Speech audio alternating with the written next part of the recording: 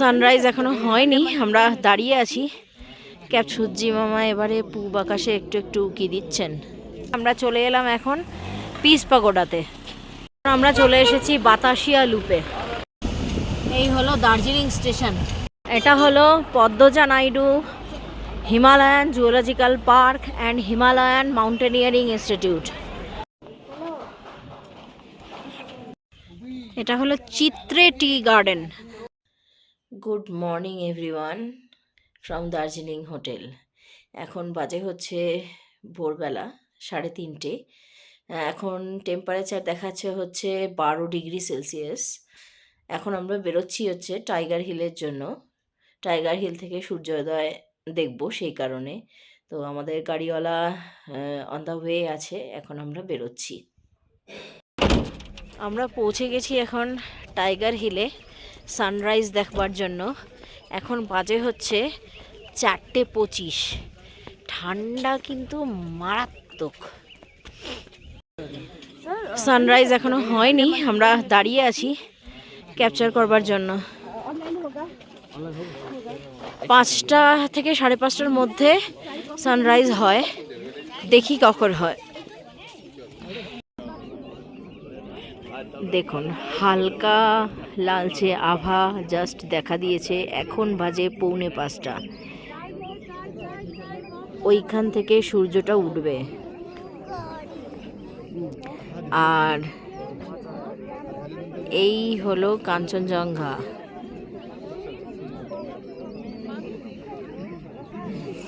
হালকা লালচে আভা দেখা যাচ্ছে।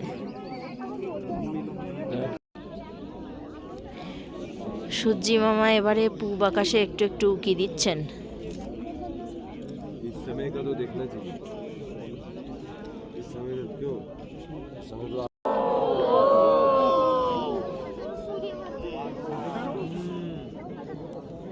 আমি আরো জুম করে দেখানোর চেষ্টা করছি, দেখুন।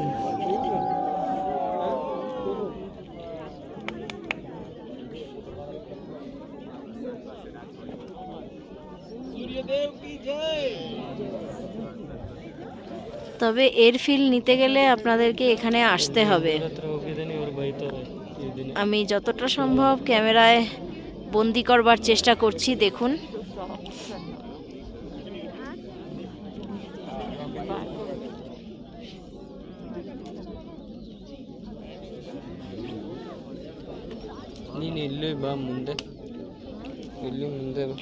দেখুন সূর্যোদয় হচ্ছে।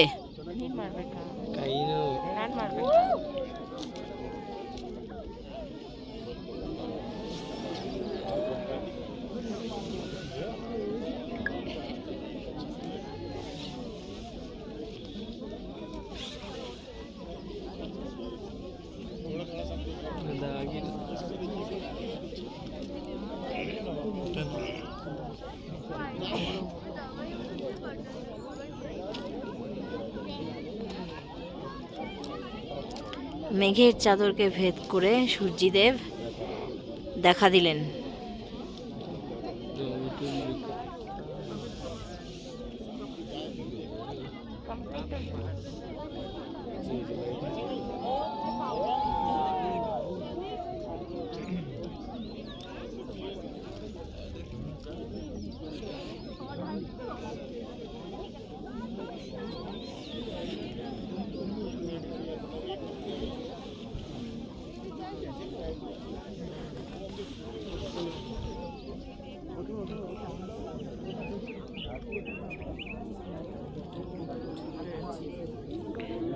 উঠে গেছে পুরো। দেখুন লাইট একটা আভা আসছে। আমি জানি না ক্যামেরা কতটা জাস্টিফাই করছে, দেখুন।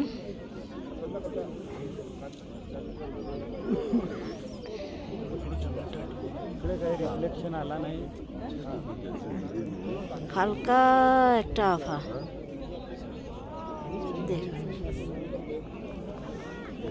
দেখতে পাচ্ছেন আভাটা।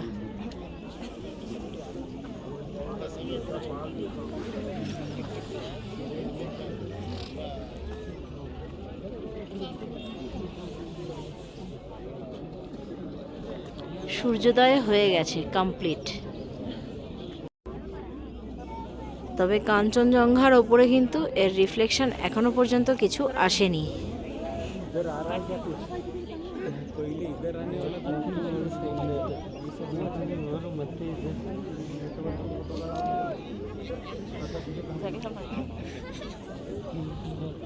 টাইগার হিলে সূর্য উদয় দেখতে লোকের সমাগম হয়েছে, দেখুন লোক সমাগম হয়েছে, দেখুন ঠিক ঠিক করছে চারিদিকে লোক।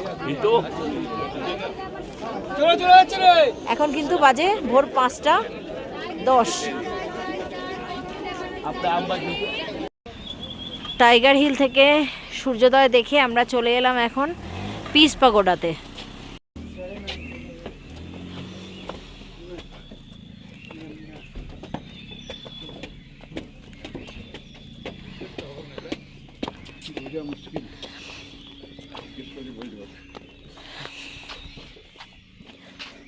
Japanese temple, world peace pagoda.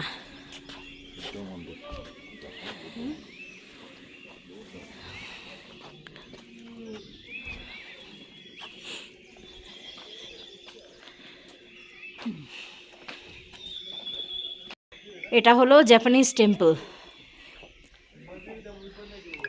বৌদ্ধ মন্দির। এর ওপেনিং টাইম হচ্ছে সকালবেলা 4:30 থেকে সন্ধে 7টা পর্যন্ত।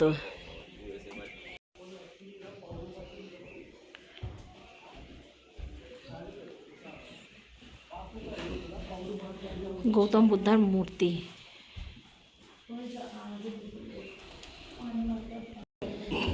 মন্দিরে ওঠার সিঁড়ি, কাঠের সিঁড়ি।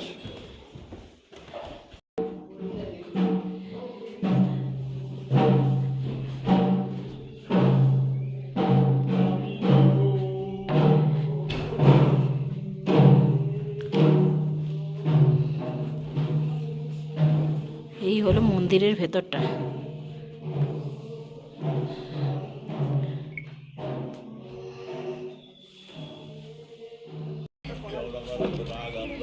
জাপানিজ টেম্পলের বাইরে এরকম দুপাশে সিংহ দেওয়া আছে।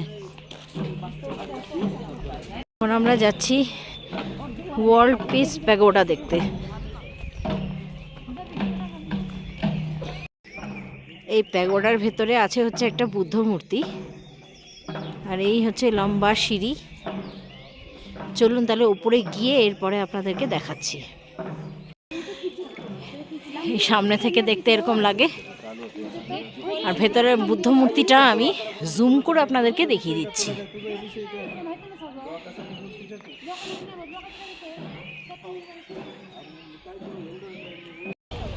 এখন আমরা পৌঁছে গেছি ঘুম মনাস্ট্রিতে।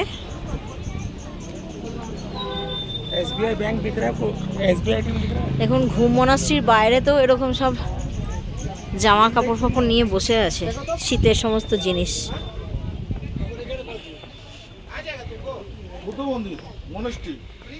এই হলো মনাস্ট্রির ভেতরটা। এই হলো ঘুম মনাস্ট্রি। এই তো এখানে, ওই তো বসে রয়েছে।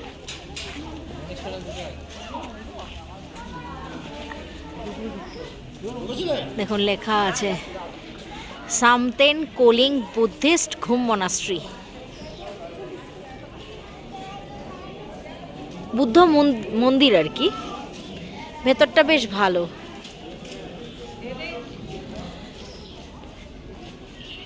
বেশ সুন্দর সাজানো গোছানো, পরিষ্কার পরিচ্ছন্ন মন্দির তো।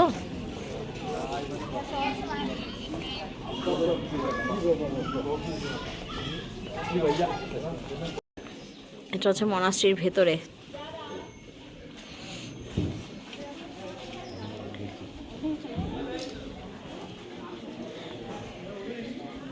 বিশাল আকৃতির একটা বুদ্ধ মূর্তি।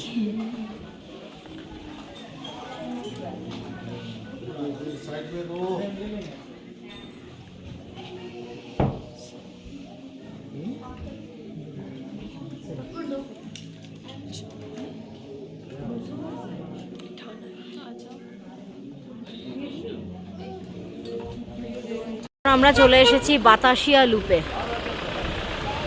এখানে প্রায় প্রত্যেকটা জায়গারই প্রত্যেকটা টুরিস্ট স্পটেরই তোমার বাইরের দিকে এরকম সব গার্মেন্টসের দোকান।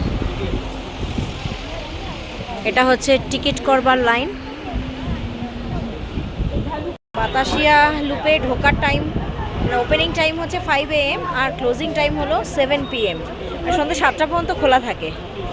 টিকিট হলো পার পারসন 50 টাকা করে, আর বাচ্চাদের 10 বছরের নিচে বাচ্চাদের কোনো টিকিটের ফেয়ার কিছু লাগবে না। ঢুকে গেলাম আমরা বাতাসিয়া লুপের ভেতরে। লুপে কিন্তু ট্রেনের একটা স্টপেজ আছে।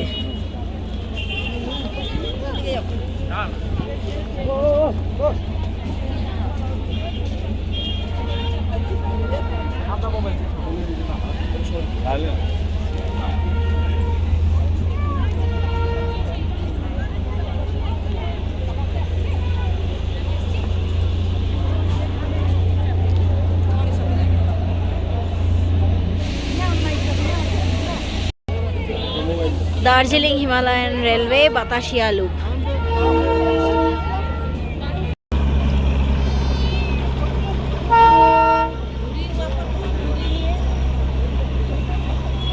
এই যে আই লাভ বাতাসিয়া, এটা হচ্ছে ফটো তোলার জোন। এখানে ফটো তুলতে হবে, অবশ্যই আমরাও ফটো তুলব। বাতাসিয়া লুপে এই টয় ট্রেনে 10 মিনিট স্টপেজ থাকে। এবারে দেখুন ছাড়ছে টয় ট্রেনটা।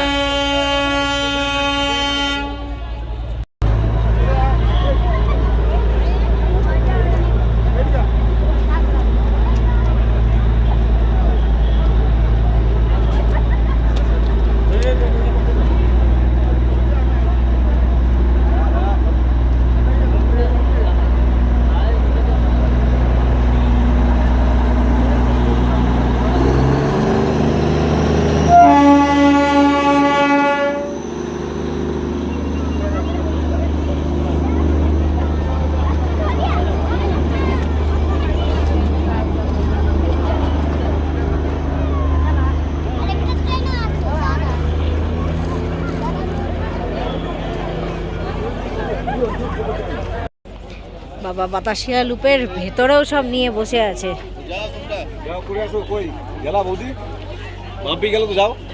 মোটামুটি আই লাভ দার্জিলিং এর সামনে গুচ্ছের ভিড়।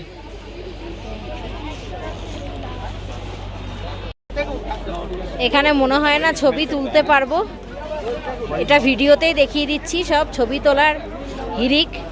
আই লাভ দার্জিলিং এর সামনে এক ফোঁটাও ফাঁকা নেই। এই যে এখানে আছে দার্জিলিং হিমালয়ান রেলওয়ে। এটা একটা লিভিং হেরিটেজ। এখানে এই ইতিহাসটা বলা আছে। এই হলো দার্জিলিং স্টেশন। এটা হলো Padmaja Naidu Himalayan zoological park and Himalayan mountaineering institute. দেখি এখানে প্রবেশ মূল্য কত। এই হলো এন্ট্রি টিকিট ইন্ডিয়ানসদের জন্য, আর সার্ক কান্ট্রিজের জন্য 110 টাকা পার পারসন, আর ফরেনারদের জন্য 180 টাকা পার পারসন। আর ক্যামেরা বা DSLR ডিজিটাল ক্যামেরা এগুলোর জন্য 10 টাকা করে ইচ। আর entry fee for children below 6 years of age.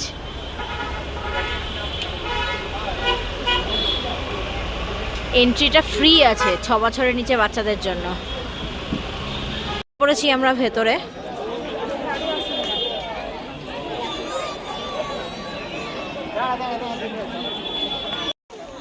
এটা হলো হিমালয়ান মাউন্টেনিয়ারিং ইনস্টিটিউট।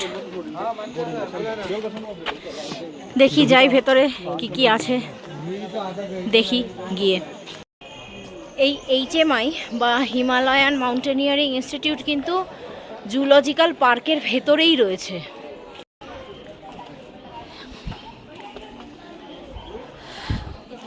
এটা মনে হয় রোপওয়ে নাকি?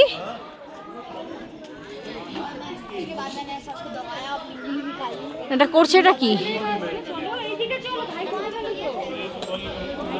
Tree top rope course. चलो चल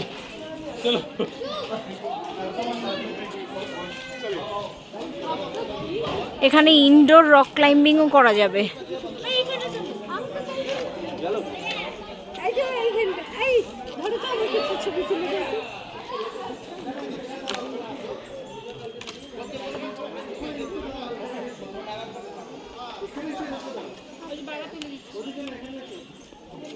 এখান দিয়ে মিউজিয়ামে যেতে হবে। এটা হচ্ছে মিউজিয়ামে যাওয়ার রাস্তা। দেখুন, এই হচ্ছে মিউজিয়াম।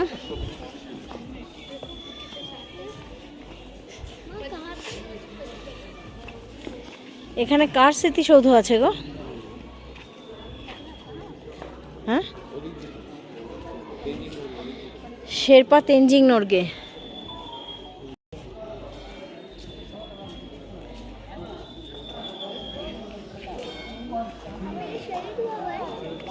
এই হলো শেরপা তেনজিং নোরগে, আর এই হলো এডমান্ড হিলারি।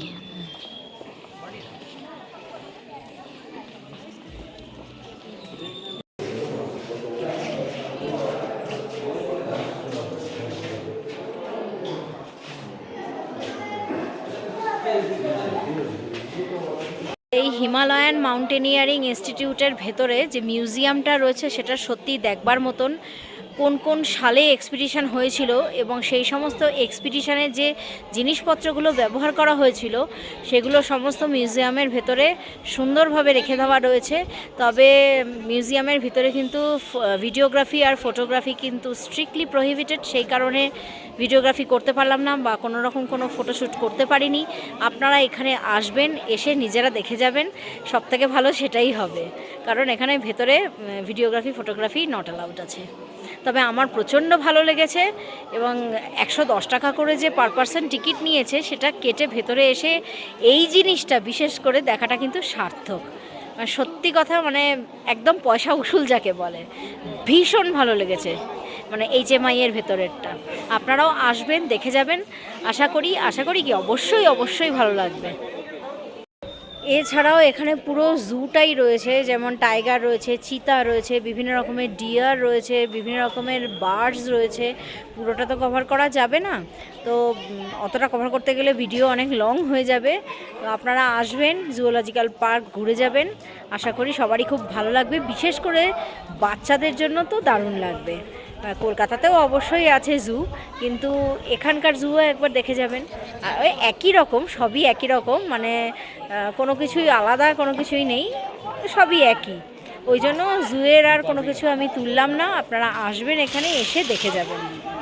এখানে কিন্তু ইনডোর রক ক্লাইম্বিংও করা যায়, যদি ভিডিওগ্রাফি অ্যালাউ থাকে তাহলে আপনাদের দেখাতে পারবো।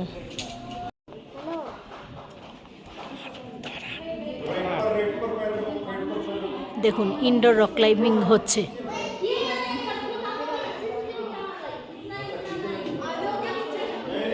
আমরা এখন চলে এসেছি রোপওয়েতে, তবে রোপওয়েতে কিন্তু আমরা যাব না। তার কারণ হচ্ছে ওই নিচে টি গার্ডেন পর্যন্ত নিয়ে যাবে, পার পারসন 350 টাকা করে চাইছে। আমরা রোপওয়ে প্রচুর চড়েছি, কলকাতাতে সায়েন্স সিটিতেও রোপওয়ে ছিল, সেটাও চড়েছি। তবে এখানকার রোপওয়ে অবশ্যই আলাদা। যাই হোক না কেন, আমার একটু বেশিই লাগছে চার্জ, ওই জন্য আমি আর চড়লাম না। তবে আপনারা যদি আসেন আপনারা অবশ্যই চড়বেন, ভালোই লাগবে আশা করি। এইটা দেখতে পাচ্ছেন, এটাকে বলা হয় গম্বু রক। হিমালয়ান মাউন্টেনিয়ারিং ইনস্টিটিউটের যাবতীয় যা সমস্ত প্র্যাকটিস সেটা এই গম্বু রকের ওপরেই করানো হয়। এখন আমরা যাচ্ছি তেনজিং রক গার্ডেনে। তেনজিং রকে চলে এসেছি, এখানে রক ক্লাইম্বিং হয়। এই দড়িটা দিয়ে বেঁধে বেঁধে ওঠে। আরেকটাও আছে রক গার্ডেন, তবে সেখানে কিন্তু ক্লাইম্বিং হয় না, এখানে ক্লাইম্বিংটা হয়। দেখুন, আরেকজন উঠছে, আরেকজন রক ক্লাইম্বিং করছে, এটাই ইন্টারেস্টিং। আপনারা চাইলে আপনারা রক গার্ডেনটাও দেখে আসতে পারেন।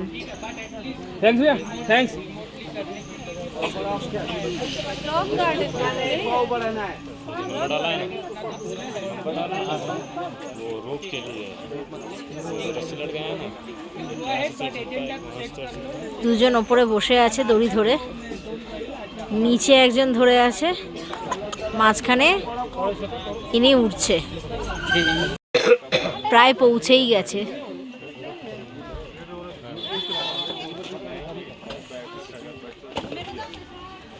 এই উঠে গেল।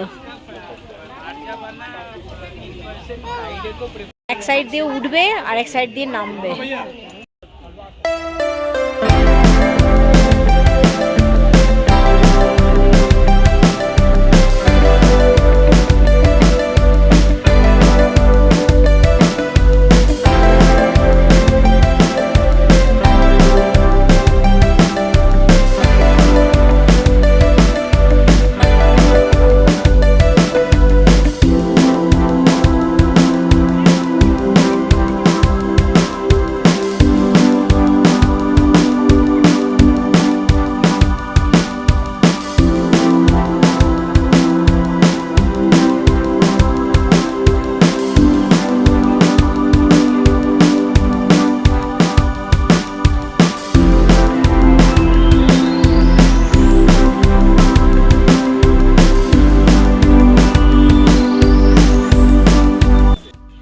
এটা হলো চিত্রে টি গার্ডেন।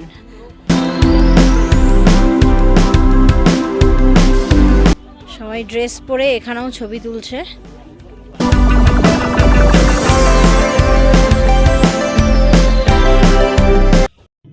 তো আজকের মতন আমাদের সাইট সিন শেষ হয়ে গেছে, আমরা ফিরে চলে এসেছি হোটেলে।